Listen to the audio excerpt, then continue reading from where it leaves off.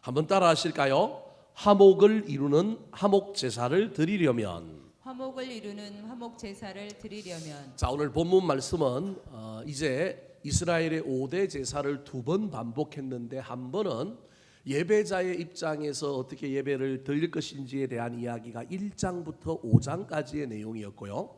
5장 후반절부터 다시금 제사장이 이 제사를 어떻게 진행할 것인가에 대한 이야기가 오늘 본문까지 이어져서 이스라엘 5대 제사가 2번에 걸쳐서 반복되어 나옵니다.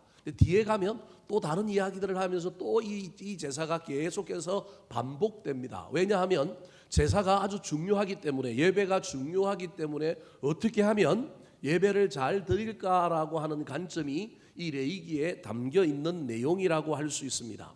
오늘 본문 말씀은 이 모든 제사의 마지막 제사인 화목 제사에 대한 이야기를 하고 있습니다. 특별히 제사장이 어떻게 예배를 드릴 것인지에 대한 이야기이기 때문에 이 화목 제사의 마지막 남은 제물을 제사장이 어떻게 처리하고 그것을 어떻게 먹어야 하는지에 대한 이야기가 주된 내용을 이루고 있다고 보면 됩니다.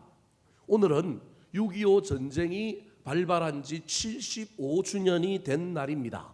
아무도 모르고 지나가는 사람도 있을 수 있고요. 우리나라의 입장에서 보면 큰 상처이고 잊어버리지 말아야 할 이야기입니다. 특별히 세계 정세 속에 계속해서 전쟁의 소문들이 늘어가고 휴전을 했다고 하지만 또 어떻게 변할지 몰라서 아슬아슬하고 끝나지 않은 또 다른 전쟁이 저 러시아와 우크라이나에서 계속해서 벌어지고 있어서 이 불통이 중국과 대만으로 우리 한국과 북한으로 튀면 어떡할까에 대한 염려들이 있습니다.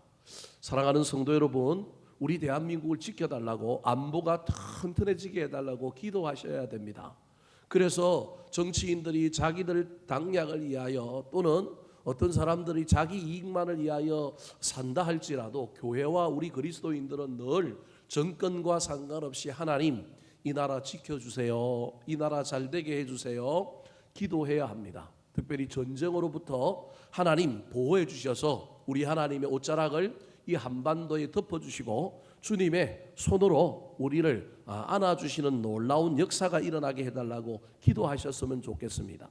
더 나아가서 궁극적으로 남북한이 화해하고 하나가 되어서 통일이 되는 것을 저와 여러분은 소원을 해야 합니다. 옛날에는 다 통일이 소원이었는데 이제 통일 이야기 잘 안 합니다.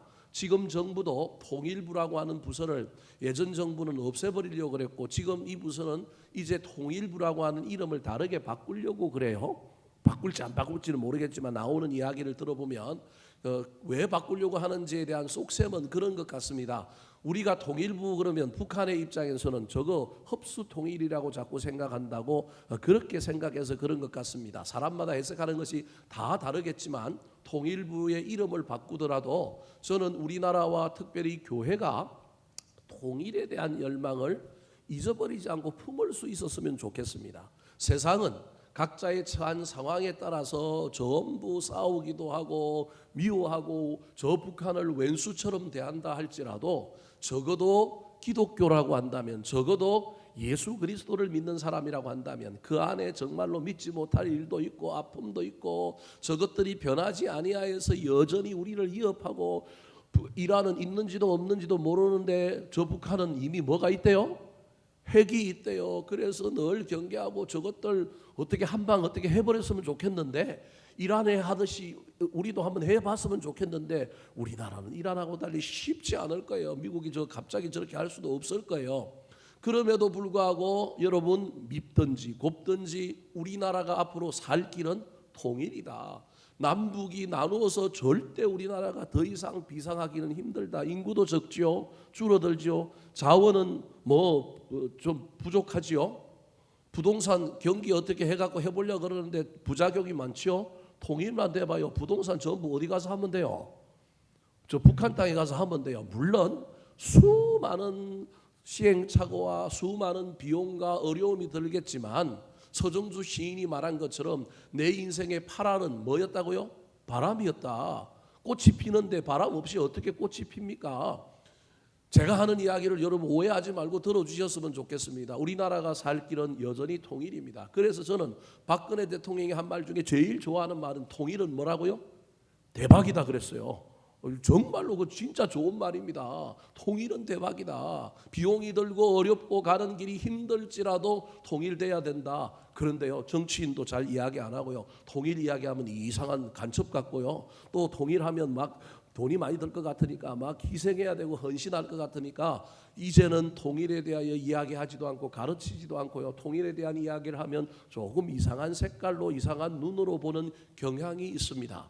여러분, 그럼에도 불구하고 이 나라 안보는 튼튼하게 지켜져야 되지만 궁극적으로 남북한이 화해하고 하나님께서 은혜를 더하여 주셔서 복음으로 저 북녘 땅이 통일되는 놀라운 역사가 일어나게 해달라고 기도하셔야 됩니다.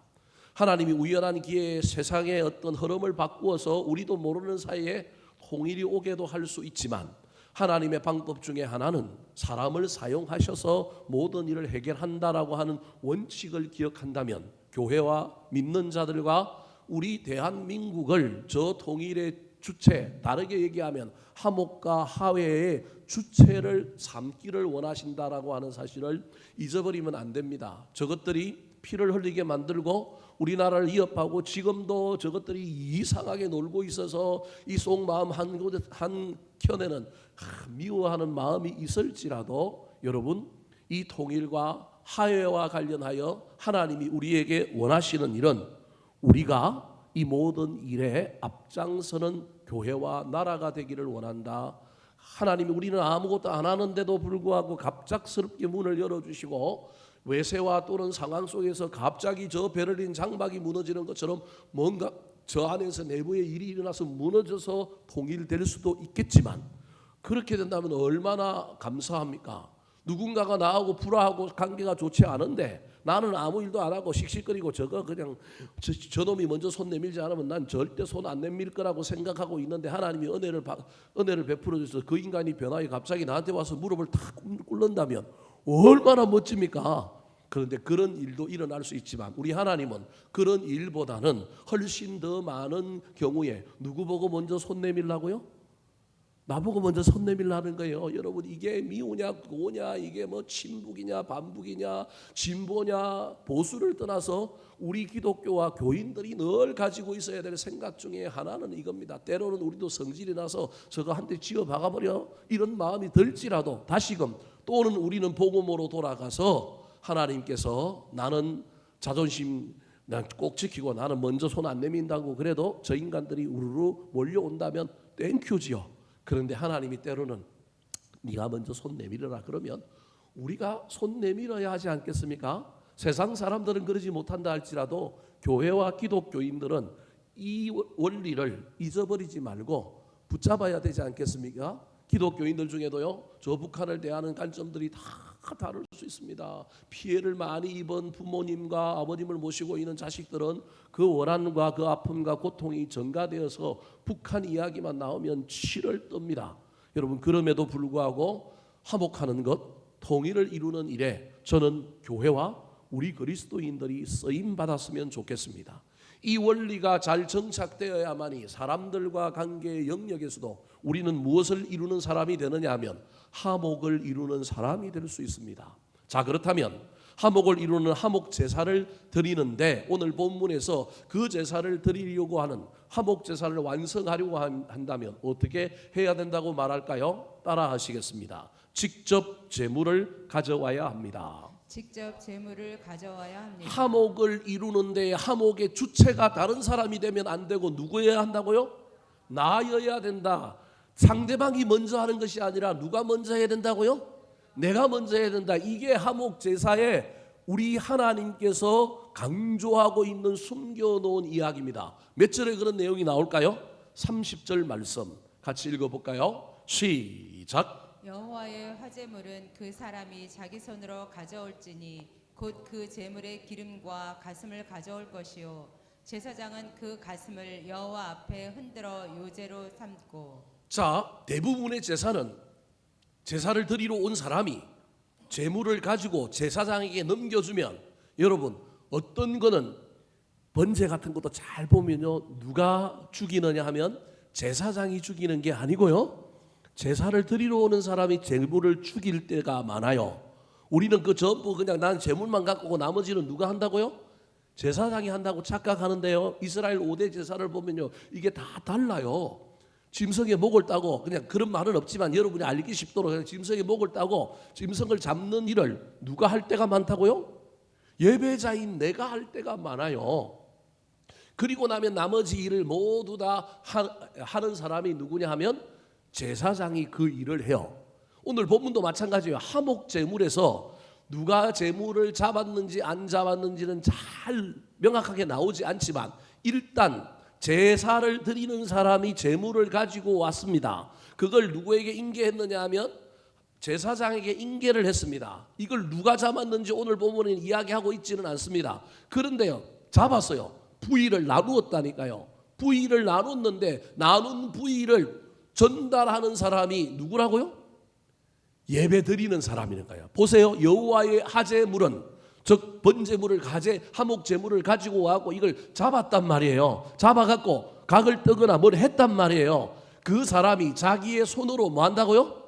가져올지니. 이건 애초에 집에서 제물을 가져왔다라고 하는 의미가 아닙니다. 나중에 34절에도 나오지만 가져온 제물을 제사장이 했는지 하목제에서 이게 예배자가 했는지는 알 수 없지만 해체 작업이 끝났어요. 그 해체 작업이 끝난 것 중에 다가 아니라 일부를 차례대로 누구한테 전달을 하고 있느냐 하면 제사장에게 지금 전달하고 있는 장면이에요. 전달을 누가 하는 거예요? 내가 하는 거예요. 해체해서 나온 제물이 여러 개가 있는데 30절은 뭘 가지고 가요? 제물에 기름과 가슴 부위를 들고 내가 누구한테 전달해요? 제사장에게 전달하면 그걸 받은 제사장은 그 가슴을 하나님 앞에 흔들어서 바쳤다. 이게 30절 내용인 거예요. 그러니까 예배의 주체는 누구라고요? 나. 하목의 주체는 누구라고요? 나. 상대방이 아니에요. 누가 하는 거라고요? 내가. 난 자존심 때문에, 난 성질이라서 내가 옳다고 생각해서 나는 먼저 안 하고 싶어서 안 하고 있더라도 상대방이, 하나님이 놀라운 은혜를 베풀어 주셔서 그 인간이 변하여 내 자존심 스크래치 하나도 안 내고 자기가 먼저 찾아온다면 얼마나 좋겠어요. 그런데 우리 하나님은 그 얘기보다는 30절에서는 야, 하목의 주체, 하목의 우선순위, 하목의 자발성은 누가 해라? 네가 해라는 거예요. 여러분, 이걸 잘 기억하셔야 됩니다. 하나님이 내가 안 해도 상황 속에서 역사할 수 있지만 우리 하나님이 진짜 원하시는 것은 서로 상대방이 있다고 한다면 누가 먼저 하라고요? 내가 먼저 하라는 거예요. 이게 우리 하나님이 예배자에게 요구하시는 거예요. 그 유명한 복음성가 있잖아요. 내가 먼저 손 내밀지 못하고 내가 먼저 용서하지 못하고. 자기가 먼저 했어야 되는데 막 싸웠는데, 찬양사역자 최용덕 지금 목사님이 되는데 그 목사님에게 후배하고 싸웠는데 막 속으로 막 미움이 해결되지 않아서 있는데 갑자기 밤 늦게 문을 똑똑 두드리고 누가 왔더라는데 보니까 자기랑 관계가 멀어진 그 후배가 와가지고 문을 똑똑 두드리고 문을 열어줬더니 뜻밖의 형님 뭐합니다? 미안합니다. 용서해 주세요.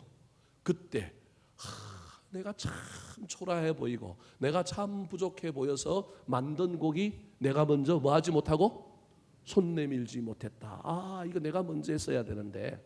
여러분, 하목을 이루려면 주체성과 자발성은 누구한테 있어야 되느냐 하면 나한테 있어야 된다. 여러분, 쉽지 않습니다. 최용덕이라고 하는 이 목사님은 자기를 이기지 못해서 먼저 했어요, 못했어요? 못했습니다. 그럼에도 불구하고 이분은 이 찬양을 만들어서 못했지만 저는 잘 회복한 사람이라고 생각합니다.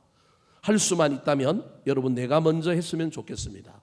우리나라의 통일도 저 북녘가의 하목도 여러 가지 걸림돌이 많고 감정적인 문제들도 많이 있지만 미국과 저 중국과 소련의 외세에 맡기지 말고 우리가 해야 합니다. 북한이 그 어떠하든지 간에 저는 우리 대한민국이 주체적으로 자발적으로 준비하여 이 모든 일을 이루어야 하지 않겠느냐. 어쩌면 그것이 하나님의 뜻이고 그것을 향하여 잊어버리지 않고 달려갈 때 외세를 움직여 주시기도 하고 뜻하지 않게 북한의 마음을 싹 바꾸어서 저들이 그동안 우리가 잘못했습니다 하고 저 휴전선 철책을 열고 내려온다고 한다면 얼마나 감사하겠어요. 다행히 지금 북한이 중국하고는 조금 소원해졌고 누구하고 가까워졌어요? 소련하고 가까워졌는데 둘 다 하고 좀 뭐 틀어져 가지고 우리하고 친하게 지내라는 법은 없어요? 그런 법도 있을 수 있잖아요. 인간의 관점으로는 도저히 안 될 이야기지만 하나님이 하시면 못하라는 법도 없지 않겠습니까? 사랑하는 성도 여러분, 남북 간의 관계뿐만 아니라 우리 인간의 모든 관계에 있어서 화목의 주체, 화목의 자발성 우선순위는 나에게 있어야 한다라고 하는 사실을 잘 기억하여 이걸 힘들게 하는 나와 싸워서 이길 수 있는 저와 여러분이 되기를 예수님의 이름으로 축원합니다. 두 번째, 화목을 이루는 화목 제사를 드리려면 어떻게 해야 될까요? 따라 하시겠습니다. 요제와 거제를 드려야 합니다. 요제와 거제를 드려야 합니다. 자, 화목 제사에 두 가지 제사 기법이 있는데 첫 번째 제사 기법이 요제입니다. 요제는 흔들다라고 하는 말입니다. 30절 말씀을 다시 한 번 더 읽어볼까요? 시작. 여호와의 화제물은 그 사람이 자기 손으로 가져올지니 곧 그 제물의 기름과 가슴을 가져올 것이요 제사장은 그 가슴을 여호와 앞에 흔들어 요제를 삼고 기름은 번제단의 불에 태울 거고요. 가지고 오는 가슴살. 여러분 고기 중에 맛있는 살이 무슨 살이에요? 가슴살이잖아요. 그 가슴살은 여호와 앞에 뭘로 드린다고요? 요제로 드리는데 어떻게 드린다고요? 흔들어 드린다는 거예요. 그러면 이제 어떻게 하는 건지 제가 보여드릴게요. 저는 이건 이제 이스라엘 랍비들이 한국에 저 남양주 구리시에 와가지고 한 이 이스라엘 신선협회에서 그들이 즐기는 절기들을 체험하는 데 가봤는데요. 우리는 이렇게 흔들었다고 생각하잖아요. 고기를. 근데 이렇게 흔든 게 아니고 어디로 흔들었어요? 이렇게 흔들었어요. 이렇게. 우리는 흔들다 그러면 우리는 채 치는 그러니까 채를 우리 이렇게 치잖아요. 한국의 동양인의 정서는. 그래서 흔들다라고 할 때 요제를 우리는 앞다리 살을 닫고 요렇게 흔들었다고 생각하는데 그게 아니고요. 어떻게 흔들었다고요? 요렇게 흔든 거예요. 자, 조금 이따 설명하겠지만 이거는 누구 거예요? 하나님 거. 이거는 누구 거예요? 내 거가 아니고 제사장 거예요. 무슨 말씀이 이해되세요? 예, 예.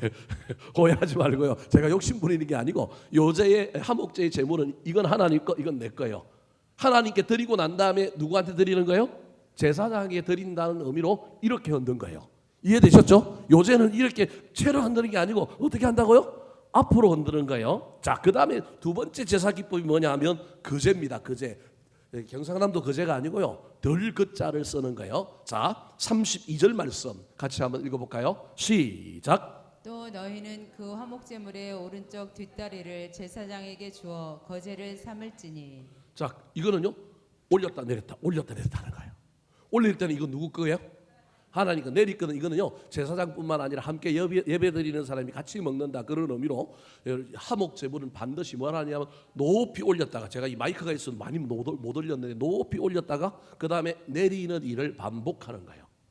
몇 번 하는지를 봤더니요 7번 하더라고요. 성경에 그런 말은 없는데 유대인의 전통에 랍비들이 이스라엘에서 온 랍비들이 하는 걸 수염 기르고 막 검은 모자 쓰고 그런 분들이 이제 오셔갖고 제가 신학교 다닐 때 그거 하는 걸 제가 가서 초막절도 체험도 해보고 실제로 양을 국가의 허락을 얻어갖고 양을 잡는 이런 도축하는 것도 다 보고 제사 지내는 방법들을 다 제가 이제 경험해봐서 여러분에게 설명을 하는데 이걸 높이 들었다가 이게 내렸다가 높이 들었다가 이게 7번을 하더라고요. 그래서 올라갈 때는 이게 누구 거냐 하면 하나님 거다 그런 말입니다. 자, 그러면 화목 제사에서 왜 이 두 가지 기법을 사용했을까요?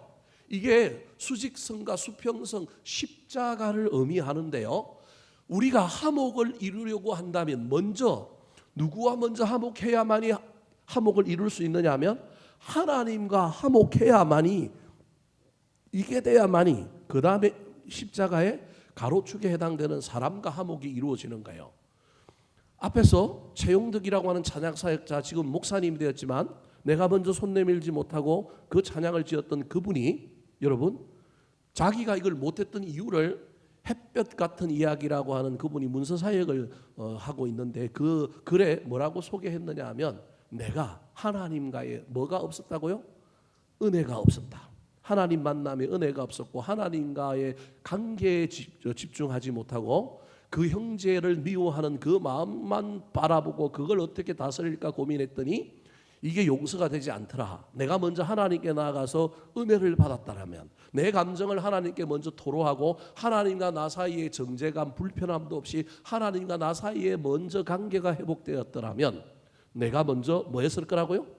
손을 내밀었을 텐데 왜 그 얘기를 그 문서 사역자 하는 그분이 그 책에서 썼느냐 하면 훗날 자기 집에 와서 문을 똑똑똑 두드리고 문을 열어주더니 그 동생이 형님 미안합니다라고 했던 이 친구는 그 사건이 있고 난 다음에 하나님 앞에 나아가서 자기가 억울하다고 하나님께 늘 기도했는데 하나님이 마음을 편안하게 해주시더래요. 하나님이 자기 죄악을 보여주시더래요. 그래서 그가 그걸 경험하고 난 다음에 하나님과의 은혜 속에서 은혜가 회복되니까 자기가 먼저 뭐 하나님이 너 가서 용서해라 뭐 사과해라는 말도 안 했는데도 불구하고 그 은혜가 자기를 움직이더라는 거예요. 그래서 기도하다가 지금 이 밤에 형님 내가 왔습니다. 기도하다가 내가 뭘 받았느냐 하면 은혜를 받았고 기도하다가 내가 잘못된 걸 깨닫고 형님한테 와서 형님 잘못했습니다라고 용서를 구한다라는 거예요. 그래서 여러분 화목이라고 하는 것은 내 자존심을 꺾고 누군가 관계를 회복한다는 건 이게 쉬운 일이 아니에요. 우리 마음대로 안 돼요. 하나님이 특별히 우리 마음을 만져주셔야 돼요. 우리에게 뭘 주셔야 되느냐 하면 은혜를 주셔야 되는 거예요. 저는 이 은혜가 한국 교회에 부어졌으면 좋겠고 우리 그리스도인들에게 부어졌으면 좋겠어요. 6.25 전쟁 때 여러분 이 한반도의 예루살렘이라고 하는 평양이 훨씬 더 영적인 동네였고요. 평양이 훨씬 더 복음의 본산지였어요. 우리는 뭐 대한민국 서울이 막 예수 잘 믿는 동네인 줄 알았지만 여러분 조선시대 구한말에 특별히 일제시대를 지나고 우리가 해방이 돼가지고 군정이 들어오기 그런 시대 가운데 예수 믿는 사람이 남한이 많았을까요? 북한이 많았을까요? 북한이 훨씬 많았어요. 신학교들이 다 어디에 있었을까요? 서울에 있었던 것이 아니라 다 어디에 있었느냐 하면 평양에 있었어요. 예수를 잘 믿는 사람들이 다 평양에 있었다니까요. 그런데 이게 공산화되면서 이게 전쟁을 일으키고 이제 분리 통치를 하기 시작할 때 저쪽에서 공산주의가 들어오니까 이게 점점 다르거든요. 자신들이 생각했던 이 공산주의가 이게 사회주의를 넘어서 완전히 공산주의가 되는 걸 느낄 때 6.25 전쟁이 일어나면서 믿는 사람들이 대거 뭐한 거예요? 내려왔다니까요. 그래서 우리 교단에 쌍벽을 이루는 교회들이 몇 개 있지만 대표적으로 옛날부터 전통적으로는 세문안교회와 영락교회가 우리 교단 통합적인 쌍벽을 이루는 교회였어요. 뭐 지금은 뭐 명성교회도 나오고 온누리교회도 나오고 뭐 이랬지만 여러분 이건 뭐냐 하면요. 세문안교회는 선교사가 세운 전통, 남한의 전통을 가지고 있는 교회고요. 영락교회는 무슨 전통을 가지고 있는 거예요? 이북에서 피난 온 사람들이 만든 교회예요. 영락교회가 그 영락교회 출신들은요 이북 사람들로 다 채워졌다고 초창기에 보면 돼요. 그래서 지금도 우리 교단에서 조금 진보적인 교회는 세문안이에요. 근데 보수적인 교회는 무슨 교회요?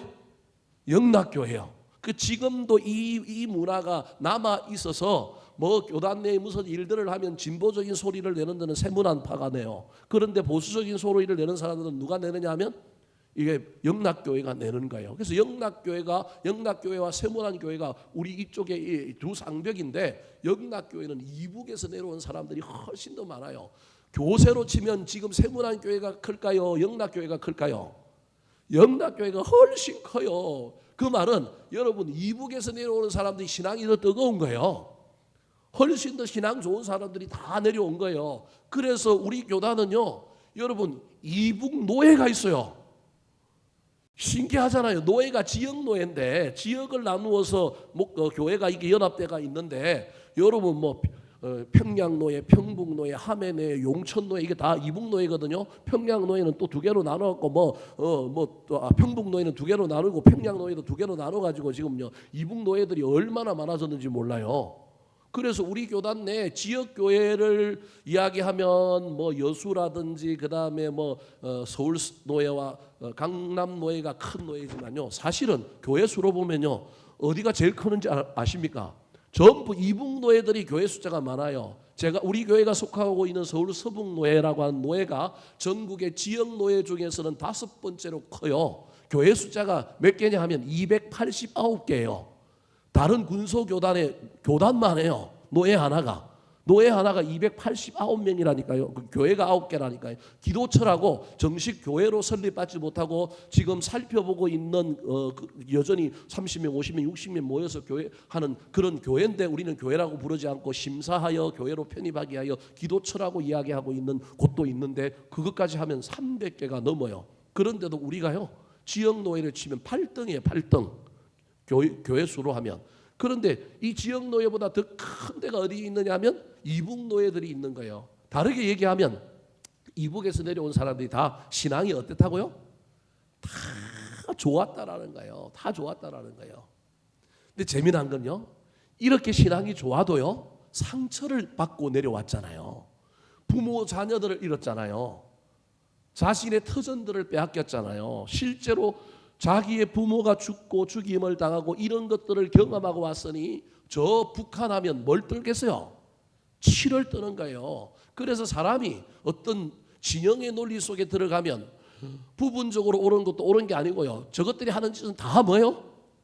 다 나쁜 거예요. 막 숨쉬는 것조차도 그냥 뭐만 봐도 저거는 악인 거예요.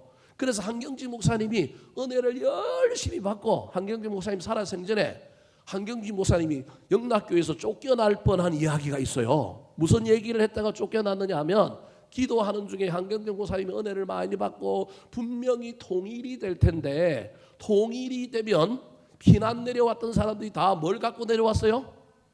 땅 문서를 갖고 내려왔다니까요, 여러분. 그 땅 문서를 전부 누구한테 줬느냐 하면 자식들한테 다 갖고 있는 거예요. 그런데 이미 저 땅에는 또 몇십 년 동안 그 땅을 차지하고 이미 막 경지 정리 끝나고 등기부 등본 다시 만들어서 북한은 또 다 뭘 갖고 있어요?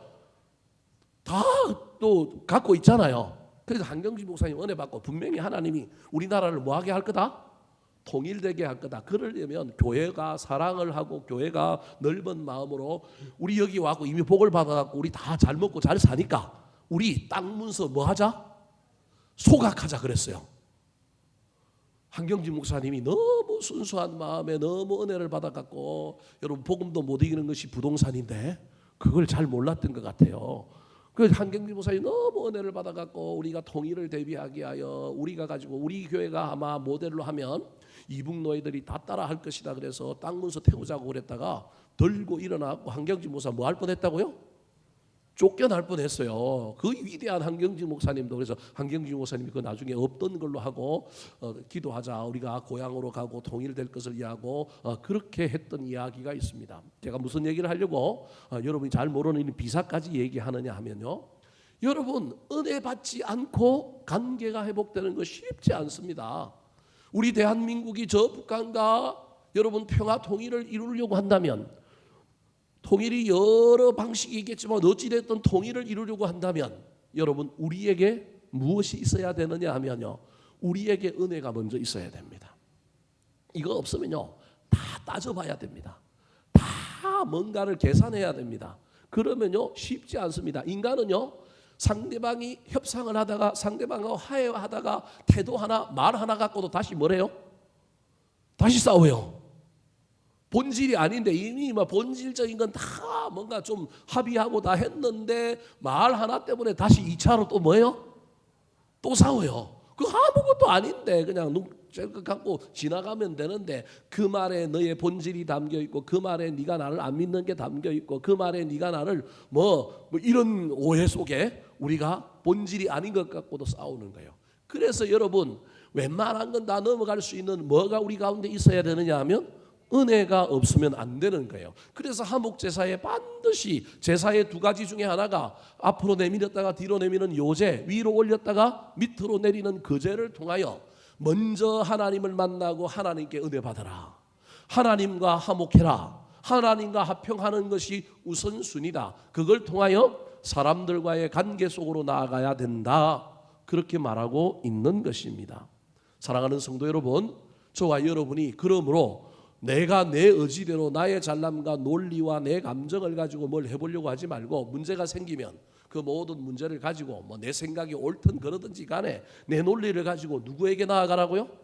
하나님께 나아가서요, 하나님 앞에 따지시기 바랍니다. 저 인간이 잘못됐다고요. 저거 좀 죽여달라고요. 저 인간이 이상하다고요. 하나님이 좀 어떻게 해달라고요. 그러면 하나님이 말을 걸어오시고 하나님이 우리를 만져주실 것입니다.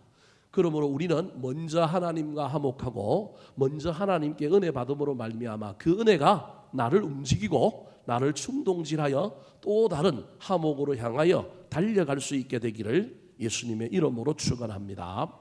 마지막입니다. 화목을 이루는 화목 제사를 드리려면 어떻게 해야 될까요? 따라 하시겠습니다. 제사장의 몫을 드려야 합니다. 제사장의 몫을 드려야 합니다. 사실 오늘 본문의 이야기는 무엇 때문에 기록하고 있느냐 하면 화목 제사 드리고 난 다음에 제물이 남았잖아요. 왜냐하면 나머지 제물들 번제는 다 태웠는데 화목제는 뭐만 태우느냐 하면 여러분 기름만 태웠단 말이에요. 나머지는 흔들고 그냥 남았어요. 오르락내리락 하면서 남았어요. 이 남은 걸 어떻게 할 것인가에 대한 이야기를 하면서 그건 누구한테 주라고요? 제사장에게 주라는 거예요. 자, 34절 말씀 같이 한번 읽어볼까요? 시작. 내가 이스라엘 자손의 화목제물 중에서 그 흔든 가슴과 든 뒷다리를 가져다가 제사장 아론과 그의 자손에게 주었나니 이는 이스라엘 자손에게서 받을 영원한 소득이니라. 자, 하나님께도 드리고 위에를 올리기도 하고 내리기도 하고 앞으로 넣기도 하고 뒤로 뺐는데 하나님께 드린 것에 대한 대표로 누구한테 주라는 거예요? 제사장에게 주라는 거예요. 왜냐하면 제사장은 소득이 없으니 이런 것을 가지고 먹고 살아야 된다라고 하는 의미가 이 안에 있는 거예요. 그런데 숨어있는 더 큰 뜻은 여러분 화목이라고 하는 것은 반드시 누군가가 손해를 봐야 합니다. 50%는 화목이 일어날 수가 없습니다. 50% 하면 각자 50% 양보하면 될 것 같죠? 인간관계에 있어서 50대 50으로 화목하는 경우는 거의 없습니다. 반드시 화목이 이루어지는 일에는 누군가는 뭘 봤다고요? 손해를 봤다. 그걸 좀 더 다른 말로 하면 누군가는 희생했고 누군가는 나누었고 누군가는 뭐 했다고요? 섬겼다. 그런 의미로 제사장에게 제주가 제물을 드리고 난 다음에 하나님의 대리자인 이 제사장에게 주는 일들을 통하여 자신의 삶에도 하나님께서 놀라운 화목을 이루어 주실 것을 상징적으로 표현하고 있는 겁니다. 손해보는 사람 없이 똑같이 이루어지는 일은 없습니다. 그래서 여러분 남북한이 통일되는 것 지금은 아무도 말하지 않지만 더더구나 독일이 통일되는 이야기를 통하여 수많은 비용이 지불되는 이야기를 보면서 세금 더 내야 되네, 뭐 어떻게 해야 되네. 그 이후에 득볼 생각은 안 하고 그건 잊어버리고 분명히 통일되면요 몇 년이 될지 몇십 년이 될지는 모르지만 정치가들이 어떻게 하느냐, 지도자가 어떻게 하느냐에 따라 달려 있겠지만 분명히 대가를 지불하게 되고 힘든 시기는 지날 겁니다. 그러나 그 시기가 지나고 나면요 분명히 우리나라는 대박이 날 겁니다. 국토가 넓어지고요. 관광 산업이 나오게 되고요. 북쪽의 부존 자원들을 활용할 수 있게 되고요. 북쪽을 새롭게 재건하는 일들 속에 얼마나 경기가 부양될까요? 우리나라 지금 뭐 경기 부양할 길이 있나요? 없다니까요. 우리 내수시장이 사이즈가 되어서 수출에 크게 타격받지 않고도 내수시장에서 뭔가를 돌릴 수 있는 거예요. 일본이 저 불황기를 겪고도 살아남은 이유는 일본이 인구가 얼마예요? 1억이 넘는다니까요. 1억 정도 되는 그 나라는요 반드시 자생적으로 어떤 불황 가운데 있을지라도 성장은 못한다 할지라도 그 안에서 내수시장이 돌모로 말미암아 뭐 할 수 있느냐 하면 어느 정도 돌리고 살아날 수 있는 자구책이 있는 거예요. 근데 우리나라는 지금 그게 안 되니까 전부 수출 드라이브를 걸어야 되고 인건비 해야 되니까 공장들이 또 우리나라는 다 어디로 나갔느냐 하면 뭐 중국, 베트남으로 다 나갔는데 지금 또 트럼프가 막 얘기하니까 중국에 있는 공장들은 또 어려움을 겪게 되고 그러는 거예요. 그런데요 이제는 그럴 필요가 없는 거예요. 개성공단이 뭐 사람들마다 다 다르게 해석하지만요 그 속에서 우리가 깨달아야 할 것 중에 하나는 착안해야 될 것 중에 하나는 북한의 노동력 싼 노동력으로 싼 제품 만들 수 있기 때문에 굳이 공장이 해외로 나갈 필요가 있어요 없어요? 없어요. 없다니까요. 그래서 우리가 보기에 저 동일보다 어떤 의미에서는 정치가들이 경제 논리를 잘 이용하여 잘 쓰기만 한다면요, 북한의 부를 빨리 끌어올리면서 우리나라의 이익을 누릴 수 있는 많은 가도기를 잘 좀 정착하고 하나님이 통일을 어떻게 열어주실지 모르겠지만 열어준다고 한다면 곧바로 다 합쳐지는 것이 아니라 어느 정도의 두 체제를 유지하면서 먼저 기술자들과 산업과 이런 것들이 들어가서 그 나라를 조금 더 리빌딩하면서 세우고 난 다음에 통합하면 우리가 모든 어떤 행정에 있어서 가도기를 거치는 것처럼 그렇게 한다면 손해는 훨씬 비용은 적게 들일 수 있을 것이다. 그렇게 얘기하는 경제학자들도 있습니다. 뭐 세부적인 건 잘 모르겠습니다. 근데 원리 중에 하나는요, 투자하지 않고는 이익을 얻을 수 없습니다. 투자는 위험합니다. 다르게 얘기하면 여러분 화목을 이루는 일에 내가 먼저 손을 내밀어야 하고 내가 먼저 손해보는 일이 없이 내가 아니더라도 상대방이 먼저 손을 내밀고 상대방이 먼저 손해보는 일 없이 화목이 이루어지고 관계가 회복되는 일은 없습니다. 부부 사이도 마찬가지입니다. 50대 50으로 서로 잘 사는 부부가 있는 것 같습니까? 얼굴만 봐도 압니다. 저 50대 50으로 저 다 선남선녀가 만나네. 안 그렇습니다. 지나가는 사람들이 보면 저기는 아내가 잘생겼네. 우리 집은 아내가 잘생겼네. 저 남편이 뚱뚱하네. 저 남편이 돈이 많아서 저 이쁜 여자가 쫓아다닐까? 이럴 수 있다니까요. 여러분은 절대 그렇게 생각하지 않겠지만 이럴 수 있다니까. 사람들이 다 보면 다 견적이 나오고 다 평가가 나온다니까요. 50대 50이 없다니까요. 그럼에도 불구하고 살아가고 그럼에도 불구하고 뭔가 이루어지는 것에는 누군가가 넓은 마음으로 하나님의 사랑으로 여러분 아량을 베풀고 누군가가 손해를 보고 누군가가 섬기고 누군가가 나눔이 있었기 때문에 그렇다. 제사장에게 몫을 돌리는 이야기를 단순히 제사장의 생계의 문제, 제사장이 하나님의 대리자라고 하는 관점을 넘어서서 이 나눔과 섬김의 관점으로 화목을 이루려고 하면 반드시 이 예배자가 이 제사를 드리는 회중이 이 일에 먼저 도전해야 된다는 걸 잊어버리지 않는 저와 여러분이 되어서 우리도 사람들과의 관계의 영역에서 무엇을 이루고 무엇인가를 만들어감에 있어서 내가 좀 손해보고 내가 좀 섬기는 사람, 내가 좀 희생하는 사람이 되어야 되겠구나. 잘 기억하셔서 그 일에 도전하시기 바랍니다. 하다 보면 마귀가 속삭입니다. 왜 네만 손해봐야 돼? 저 인간은 왜 안 해? 그 마귀의 속삭임에 넘어가지 마시고 품었던 마음들 끝까지 붙들고 달려가는 저와 여러분이 되기를 예수님의 이름으로 축원합니다. 한번 따라 하실까요? 화목을 이루는 화목 제사를 드리려면 화목을 이루는 화목 제사를 드리려면 직접 제물을 가져와야 합니다. 직접 제물을 가져와야 합니다. 요제와 거제를 드려야 합니다. 요제와 거제를 드려야 합니다. 제사장의 몫을 드려야 합니다. 제사장의 몫을 드려야